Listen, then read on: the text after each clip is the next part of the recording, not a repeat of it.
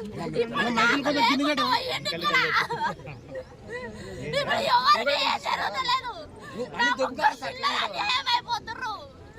ముగ్గురు పిల్లలకి న్యాయం చేస్తలేరు.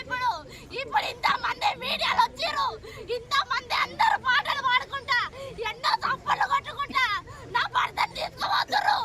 ఇప్పుడు తీసుకుపోయి కాల్ చేస్తారు, వెళ్ళిపోతారు. అందరు ఎవరింటికి వాళ్ళు పోతారు, ఎవరు మాట్లాడరు. మళ్ళా రేపటి రోజు ఎవరు కనిపించారు నా భర్త దగ్గరికి వచ్చి మాట్లాడేటోళ్ళు ఎవరు రారు, ఎవరు లీడర్లు రారు, ఎవరు రారు. నా భర్తకి నాకు న్యాయం జరిపారు. ఇప్పుడు లేకపోతే నా భర్తతోని నన్ను కూడా తీసుకుపోండి. ఇక్కడ నా భర్తతోని నన్ను తీసుకుపోవాలనుకోండి ఏదైనా చెయ్యుండ్రి, లేదా నా పిల్లలకి నాకు న్యాయం చెయ్యుర్రి. నాకు అది కావాలి. ఇప్పుడు చెప్పురా, న్యాయం చేస్తారా? చేస్తారా మీరు? బీజేపీ వాళ్ళు, కాంగ్రెస్ వాళ్ళు ఎవరు బీజేపీ వాళ్ళు, కాంగ్రెస్ వచ్చినట్టు కాదు, మీరు ఇవరిదాకా వచ్చినట్టు కాదు. ఇప్పుడు చెప్పుర్రి, ప్రభుత్వాలకు అతీతంగా మీరు న్యాయం చేయాలి అన్న. మీరు జేసీ నాయకులు, మీరు జేసీ నాయకులు వచ్చి, బీసీ నాయకులు వచ్చారు. ఉదయం 7 గంటల నుంచి చూస్తున్నా. ఆ ముగ్గురు చిన్న పిల్లలకు ఒక్కొక్కరి పేరు మీద శంకర్ సార్ 50 వాళ్ళు ఫిక్స్డ్ డిపాజిట్ చేస్తా అన్నారు. ఒక్కొక్కరి పేరు మీద 25,000 రూపాయలు ఫిక్స్ చేస్తున్నా. రుద్ర సంకల్పంలో మీరు స్మారక సమితి తెలంగాణ గల్ఫ్ తెలంగాణ అప్పుడు తెలుసు అవసరం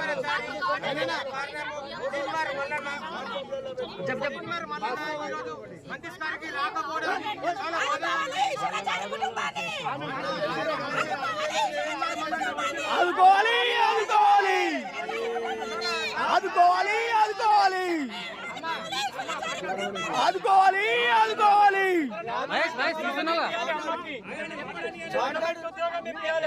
అన్న ఆగురా, మాట్లాడుతుంది. అక్కడ ఏదో తీర్మాన్ మల్లన్న మాకు సహాయం చేస్తాడు, బీసీల గురించి పోరాడాలని చెప్పి మేము రమ్మని చెప్పి తీర్మాన్ మల్లన్నని రమ్మండి, ఆయన ఆత్మకి శాంతి ఉంటుందని ఇక్కడికి రమ్మని మేము కోరుకుంటే తీర్మాన్ మల్లన్నని కూడా రానియకుండా అక్కడ ఆపేస్తారు. పోలీసులు అందరూ ఆపేసిరంట అక్కడ. ఇప్పుడు నా భర్త ఆయనకి ఆత్మశాంతి కూడా లేకుండా చేసారు. ఇంతమంది కలిపి నా భర్తకి ఆత్మశాంతి లేకుండా చేసేసారు ఇక్కడ. ఆయన దగ్గరికి పోయి ఆయన బాధ చెప్పుకోవడానికి పోయి ఆయన బాధ చెప్పుకోలేక ఆయన కాల పెట్టుకుని అక్కడ అంత మందిలో జైబీపీ అనుకుంటే చచ్చిపోయిండు. చచ్చిపోతుంటే కూడా కాలు అంత కాలిపోయి అంత చచ్చిపోతుంటే ఆయన నరకం అనుభవించుకుంటా కూడా జైబీపీ అన్నాడు నా ఒకడు. అంత ఇదిలో కూడా జైబీపీ అనుకుంటా పోయిండు. మళ్ళీ ఇప్పుడు నాకు ఏం చేస్తారు? నన్ను కూడా ఆయన తను తీసుకుపోతారా?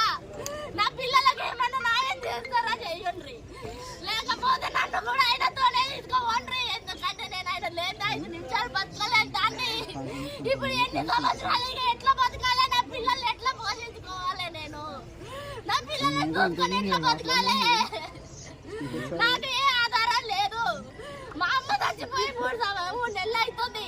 ఇక్కడనే నా అమ్మ కూడా అన్నతో సాగే చచ్చిపోయింది. నా అమ్మ కూడా దిక్కు లేకుండానే చచ్చిపోయింది. ఎవరు వెనక ముందు లేకుండా.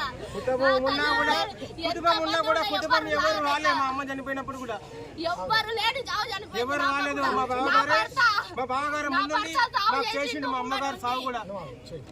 నా భర్త ముందు ఉండి నా అమ్మ సాగు చేసిండు. ఆ రోజు నా భర్త అందరి దగ్గర సహాయం అడిగి నా భర్త నా అమ్మ సాగు చేసిండు. ఇప్పుడు నా అమ్మ దగ్గరికి ఆయన పోతున్నాడు. నా అమ్మ